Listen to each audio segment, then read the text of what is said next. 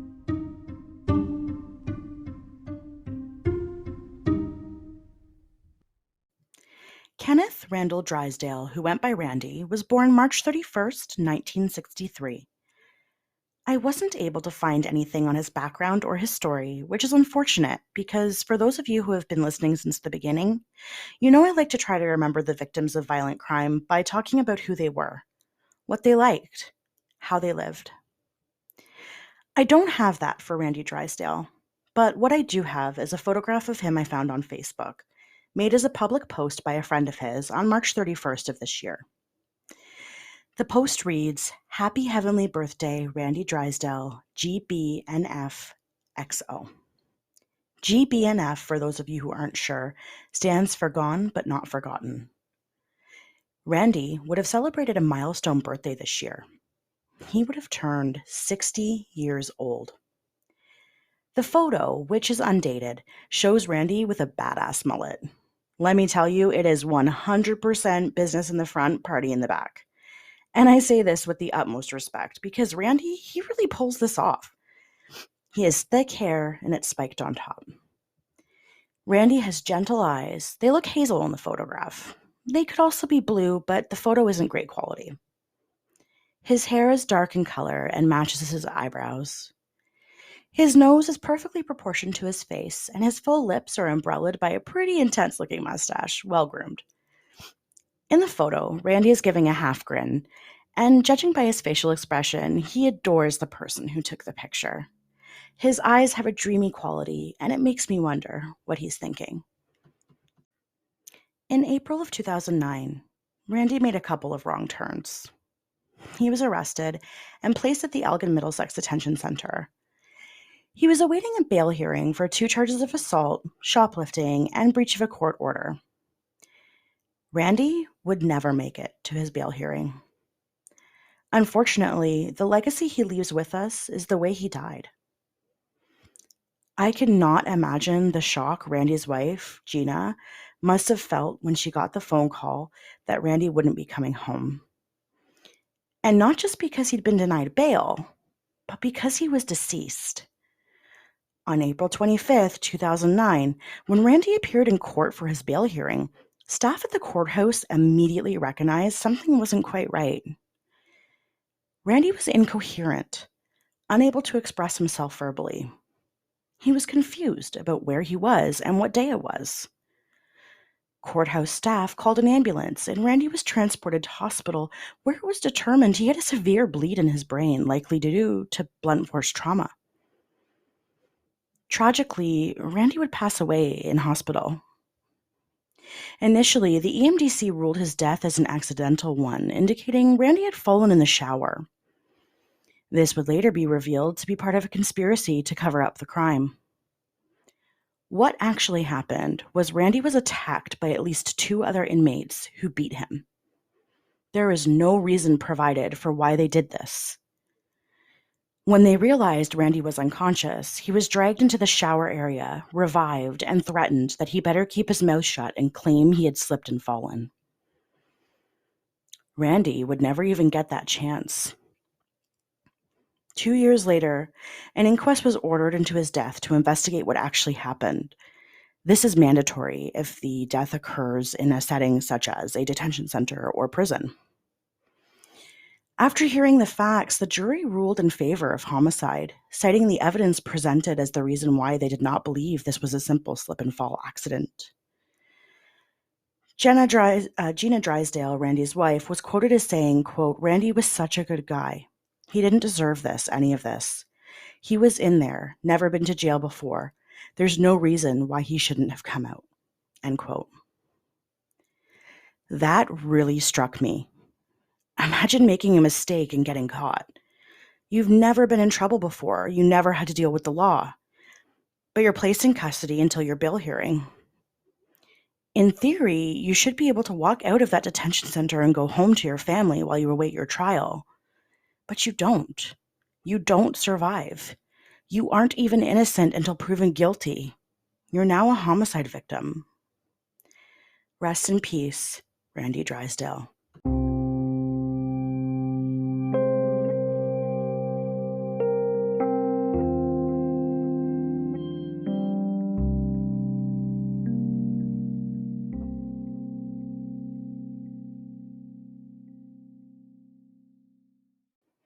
The COVID-19 pandemic changed so much about how we interact with each other and how we handle illness, and so much more.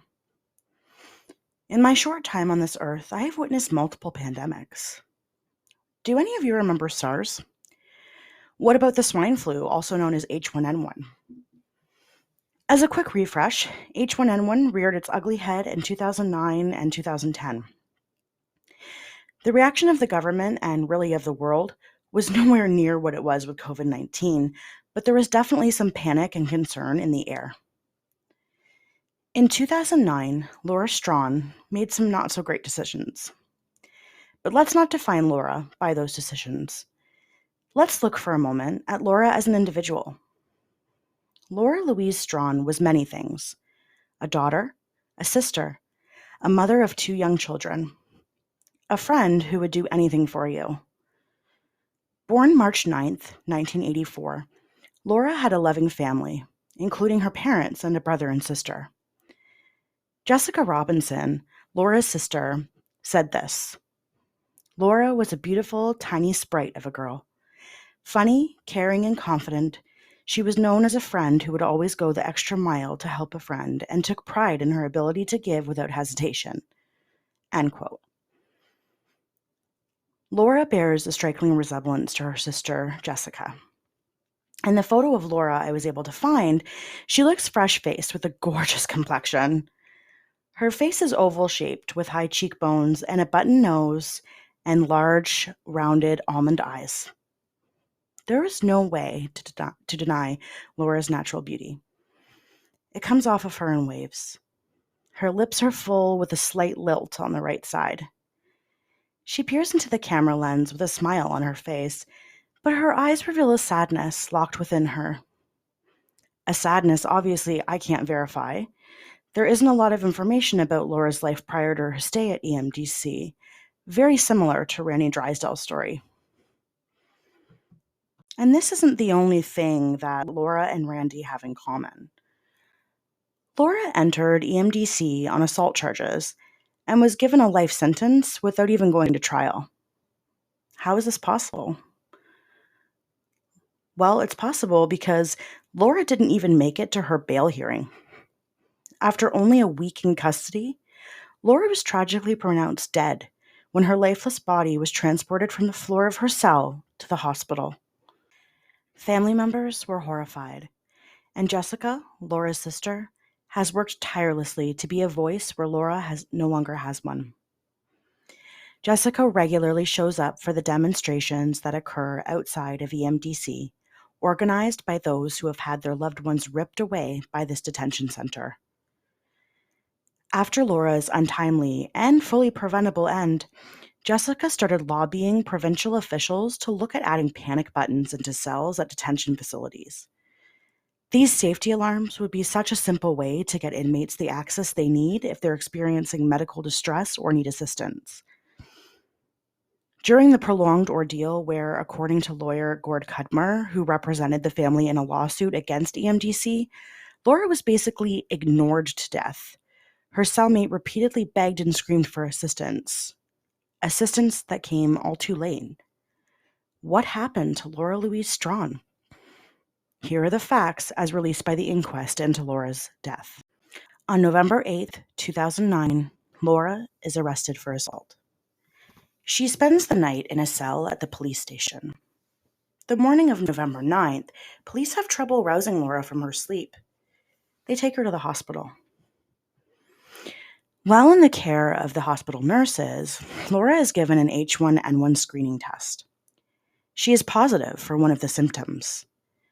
This paperwork, along with Laura's eventual discharge papers, were supposed to have made their way to the EMDC staff as part of Laura's file. For some reason, this paperwork was not received by EMDC. At the hospital, Laura admits that prior to being arrested, she had ingested morphine, cocaine, and alcohol. Tests conducted at the hospital don't reveal illness or infection at the offset, so her symptoms of lethargy and being disoriented are declared to be the result of drug usage. Laura is discharged from the hospital, goes to court, and is then remanded into the custody of EMDC. This is all still November 9th. November 11th is the day the EMDC nurse conducts a standard checkup on Laura. Laura is feeling lethargic and she is dehydrated. For reasons that have never been revealed, her respiratory rate is never tested. The nurse notes that Laura's pulse is at 159 beats per minute. Quick health fact, a normal heart rate or pulse is 60 to 100 beats per minute. Laura's heart rate alone should have been enough to readmit her to hospital for treatment. Instead, the nurse tries to get Laura into EMDC's makeshift infirmary, which is really just a bank of segregation cells. Despite the nurse's attempt, this doesn't happen because there are none free. Laura is sent back to her original cell, and the nurse tells jail guards to try to give her liquids due to the dehydration. They are told to monitor Laura. However, in another frustratingly impossible turn of events, the jail guards that are working that night are never given those instructions. November 12th is Laura's bail hearing. This unfortunately collides with one of the weekly visits paid by a doctor who comes into EMDC. Because of Laura's scheduled time in court, she misses the opportunity to see the doctor. And cruelly, because she is feeling unwell, she doesn't get the chance to appear in court either.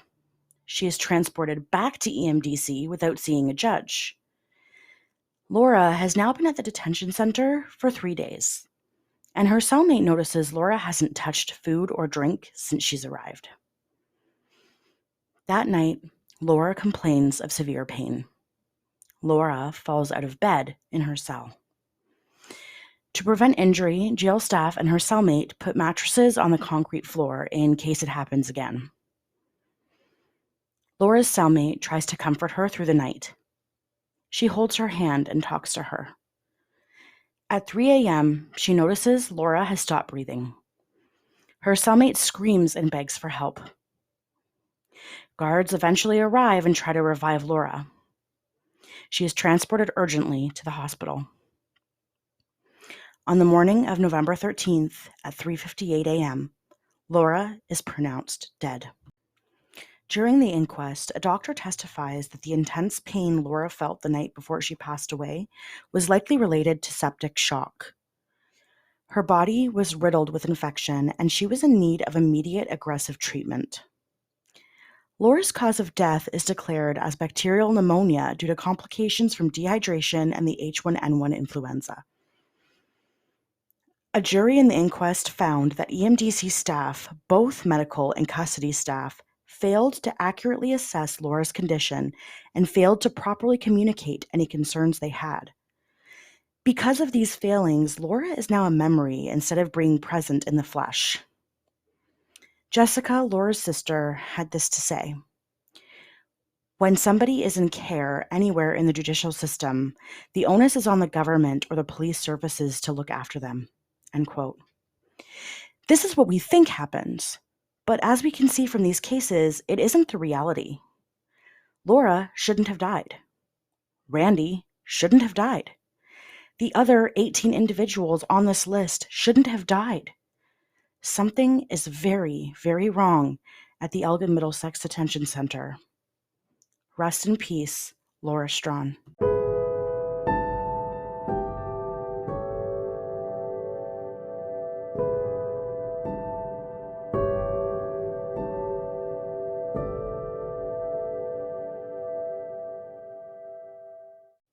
While both Randy and Laura's stories are horrific tales of inadequate care within EMDC, tragically, the only thing to come out of these deaths were recommendations by the inquest jury on how to avoid these things going forward. Recommendations like regular surveillance, doctors on staff, and so on. Seemingly, none of these recommendations were actually put into place because yet another death would occur at EMDC on Halloween night 2013. What happened would set into motion something that had never been done before in Canada. Not only would 5 jail guards be fired because of their involvement, or rather lack thereof, but 3 of them would actually be charged with failing to provide the necessities of life. I want to really try to drive home the importance of understanding addiction for a second, my loyal squad. For those of you who listened to the episode on Simone Sanderson, I addressed the fact that so many people who are addicted to substances are defined solely by that. People will say things like, oh, they're an addict, they mean nothing. But what we need to remember as a society is they're not an addict. They are a person who abuses substances. They're a person first and foremost. For people who have never been in the cycle of addiction, I understand it's difficult to fathom how a person could compromise their morals and values to continue to support their lifestyle. But I really want to stress that when someone is in active addiction, they aren't them anymore. They are fueled by the need to obtain the drug. And in some cases, in order to support their habit, they do things they would never even dream of doing while sober. I can attest to this. When I was abusing substances, I didn't even recognize who I was anymore. I certainly wasn't the overachiever student. I wasn't the caring and compassionate friend. I was doing things to get drugs that I never would have imagined I would be doing. And looking back now in sobriety, it's hard to imagine that life ever existed for me. It feels like a distant dream. So before you judge, remember, addiction doesn't discriminate. And nobody decides they want to become addicted to substances. It could be anyone. It could be a sister, brother, friend, mother. It could be you.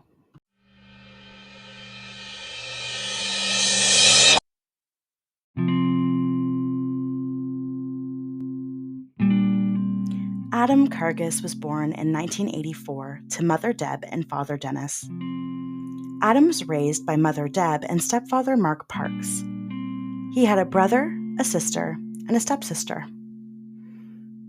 Adam was known for his creative and artistic views on life. He was filled with compassion for others and had a tremendous amount of love for his family.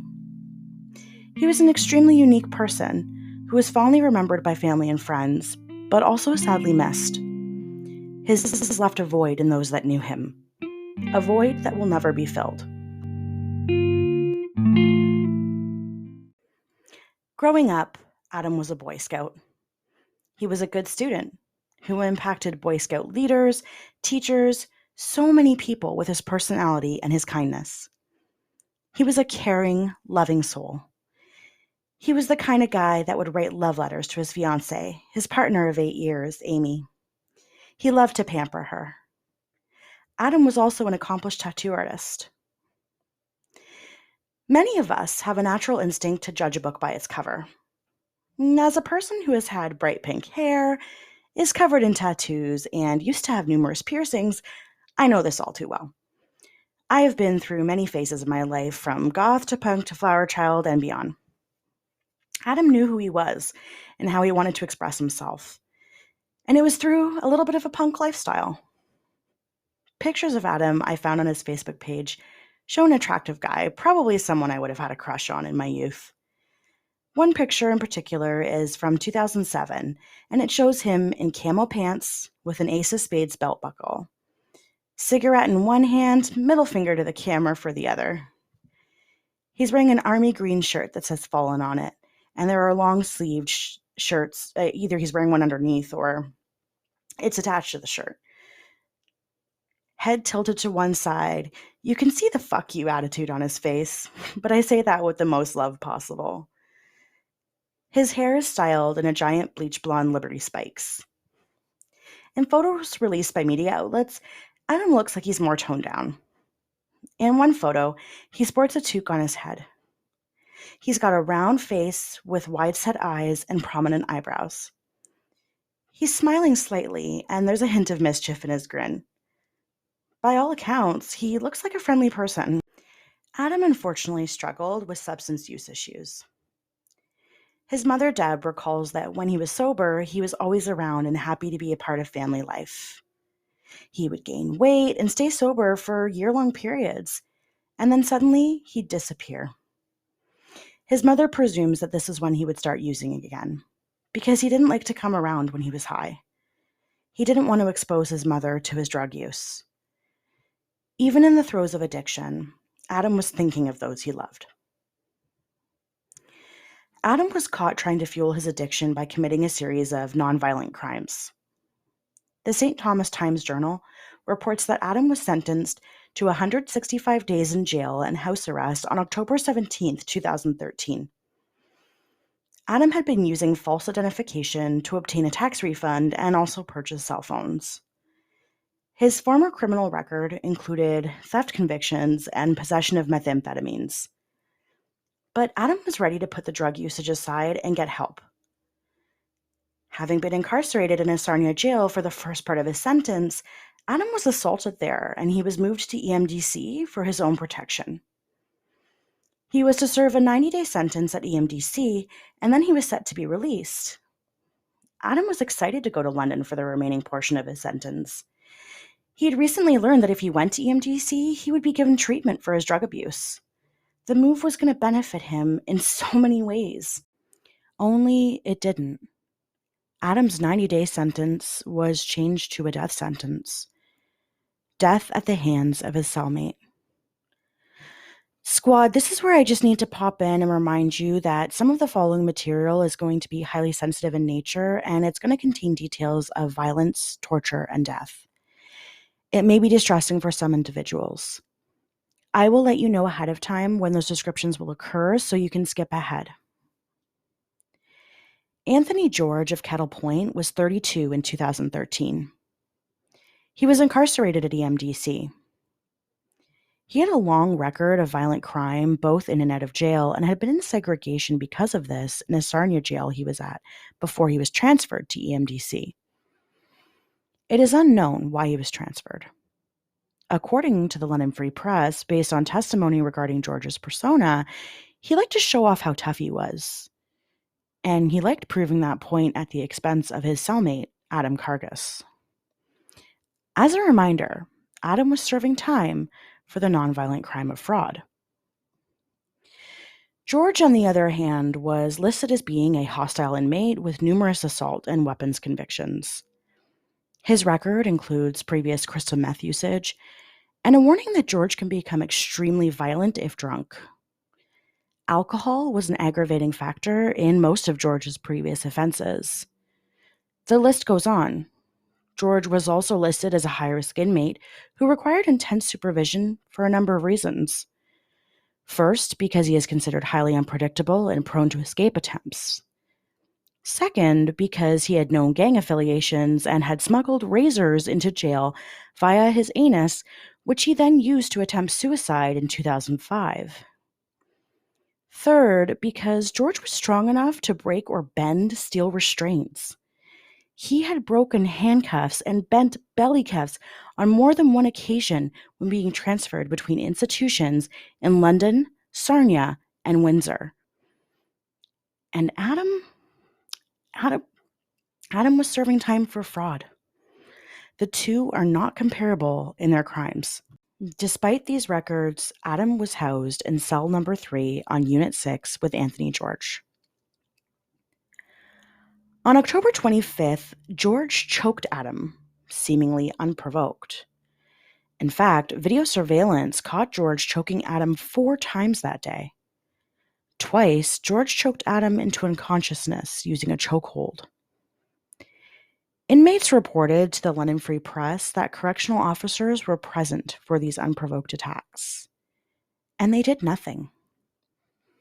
Even when Adam asked a manager to change where he was staying, he was told by the manager he would not be moved from that cell. Halloween Day, George decides he wants to party. He was known to be a brewmaster who made powerful alcohol out of fermented fruit and sugar.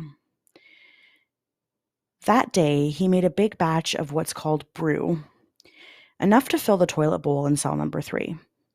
So the toilet is where the brew is made by inmates. They block the toilet so that water and things like that aren't going through, and then presumably brew the alcohol out of the fruit and sugar in the toilet bowl. Later in court, George said he drank the majority of the brew that day. An inmate who was on the same unit testified that Adam and his cellmate were drunk all day. Apparently feeling festive, George at some point drew a jack-o'-lantern on his orange shirt. In the late afternoon, he approached a female correctional officer and asked if she liked the artwork he'd drawn. The correctional officer told him, quote, "There are no treats, so you have to do a trick." Right away, George walked over to Adam, put him in a chokehold, and started to drag him towards the correctional officer. Adam tried to tap out of the hold by tapping George's arm, but George did not relent. Adam's knees buckled. Another officer named Langford approached George at that time and told him to stop horsing around. At this point, according to the detention center's policy, the two should have been separated, and George should have been reprimanded for what he did. But that didn't happen. After dinner, and inmates at EMDC actually take their dinner in their cells, George lit up a cigarette.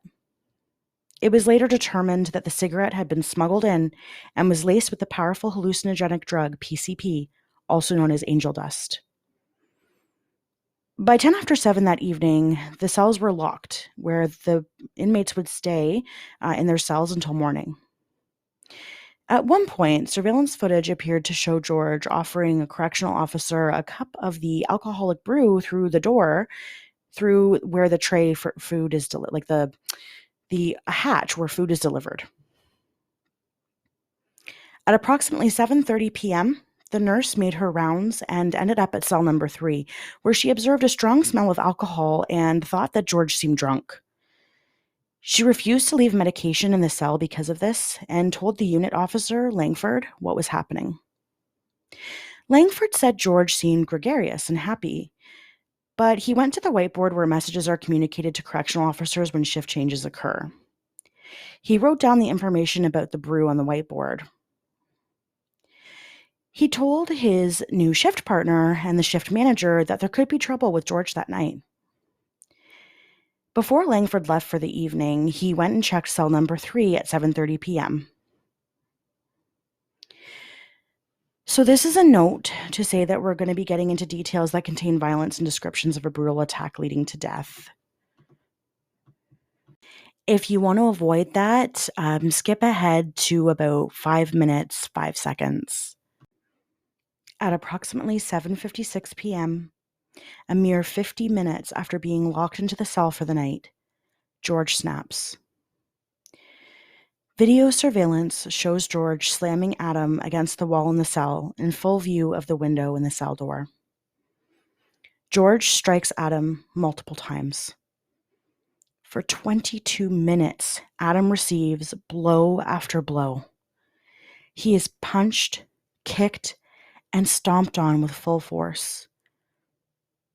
This is evident because George uses the wall for leverage as he stomps his foot down on Adam again and again. Partway through, George pauses to show off to the other inmates. He stands at the cell window and mimics slashing his own throat and points towards Adam's bed. He takes off his shirt and stands in the window, flexing his muscles. At 10 after 8, he forces Adam to clean blood off the cell window. It's Adam's own blood.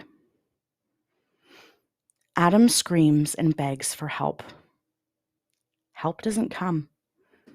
The guards seemingly can't hear anything, and they're definitely not watching the live surveillance video footage. Apparently, there was not enough staff to do so.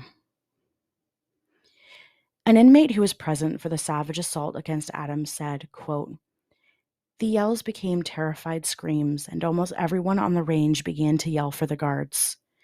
The noise of the inmates kicking doors and screaming was deafening, and above the din I could still hear Adam's shrill, desperate screams." End quote. The inmates tried their best to call attention to what was going on in cell number 3.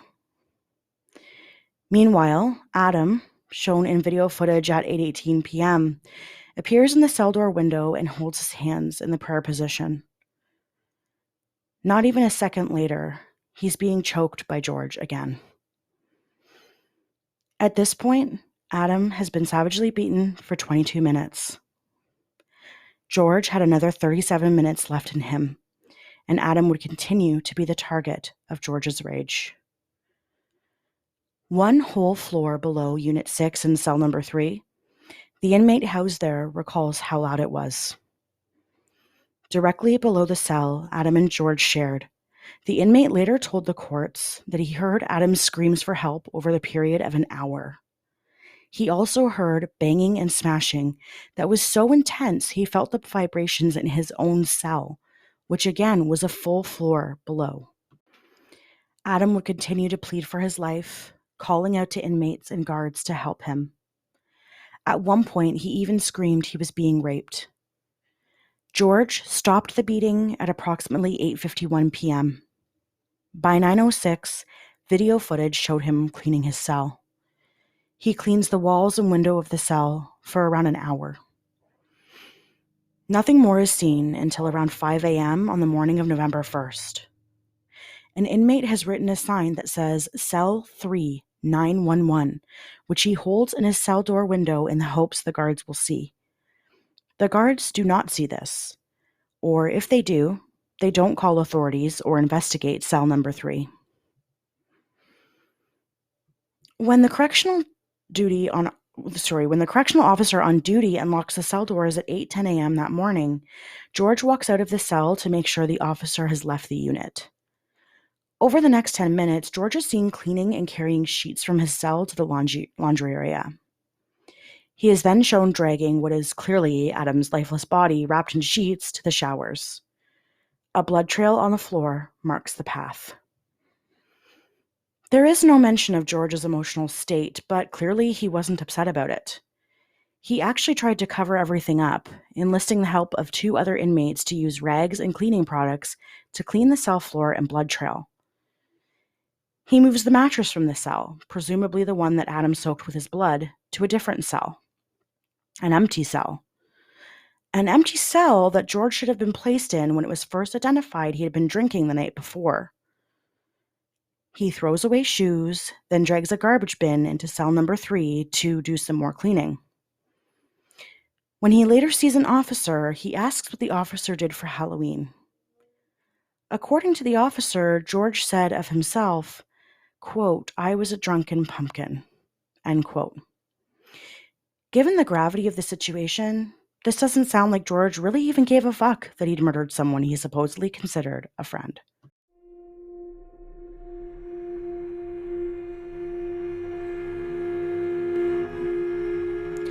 At 9:51 a.m., a correctional officer notices a large bundle of sheets in the shower area. He has to cut the sheets open to reveal what's inside. He said, quote, "What I saw was unrecognizable. Never seen a beating like that," end quote. Adam was unrecognizable due to the beating he received from George. A later autopsy would reveal Adam had suffered 122 injuries, both internally and externally. He had bruises, fractures, bleeding, and soft tissue damage. The final cause of death was listed as multiple blunt force trauma to the head, face, and neck. Even if he had survived, he would be forever locked in a vegetative state. Anthony George was charged with second-degree murder, and 4 years after the death of Adam in 2017, George had the opportunity to speak at a sentencing hearing. He had pled guilty to the charges. He told the court of his battle with alcohol. He began this battle at the age of 11 when his parents were separated. When he was only 12 years old, he unfortunately was the one to find his mother. She was deceased, hanging from a rope in the basement. She had committed suicide. He indicated that he still struggles with her death, and this further aggravated his alcohol abuse. Anthony George then took the opportunity to apologize to Adam's family. He said, quote, "I feel sad for the family. I honestly didn't mean for this to happen. I will never be able to repay what I've taken from you guys. I am truly sorry," end quote. Adam's mother, Deb, has had an immense emotional and physical response to her son's death. She's been unable to work, she has constant nightmares, and stomach issues due to the stress of it all, due to the pain and the grief. At the sentencing hearing, she made a victim impact statement and indicated, quote, "I love my children deeply. I've never raised a hand to them or spanked them. I would have gladly taken that beating to save my son any pain and save his life." End quote. She then turned to Anthony George, the man who killed her son with his bare hands, and said, "Anthony, as a mother, I forgive you. I do forgive you, as a mother, so I can move forward." George quietly responded, "I don't forgive myself." While Deb was forgiving, Adam's Aunt Tina was not so. She assured George she will be at every parole hearing to ensure he is kept off the streets. No matter who is sorry, the apologies given, the fact is, Adam is not here today. 2023 marks 10 years since his life was cut brutally short. His former fiancée, Amy, posted a photo of her and Adam on October 31st of last year on Facebook, along with a quote. I think this quote sums up grief perfectly, so I'll share it with you.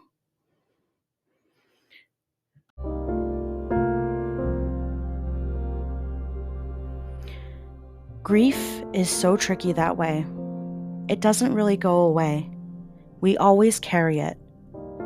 It's kind of like having on a backpack that can't be taken off.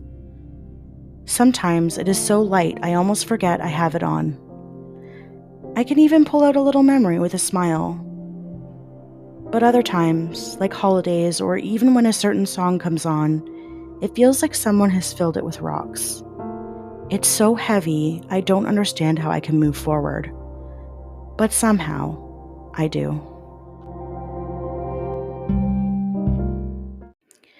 So, that's going to do it for part 1 of The Devil's Playground, also known as EMDC. Tune in over the next several weeks for additional episodes where we explore additional deaths that have taken place in this detention center. There will be regular episodes sprinkled throughout the week because truthfully, focusing strictly on EMDC for a month straight is hitting me in a weird way, and I have to vary up the content for my own mental health. If you enjoy true crime presented the way I do on Crime Squad podcasts, be sure to join the squad and subscribe to my show wherever you listen to podcasts so you don't miss any of my weekly episodes. If you have an idea for a story, drop me a direct message on my Instagram, which is @CrimeSquadPod, or email me at crimesquadpodcast@gmail.com. I hope you all have a great weekend, and remember, stay safe and be kind to each other.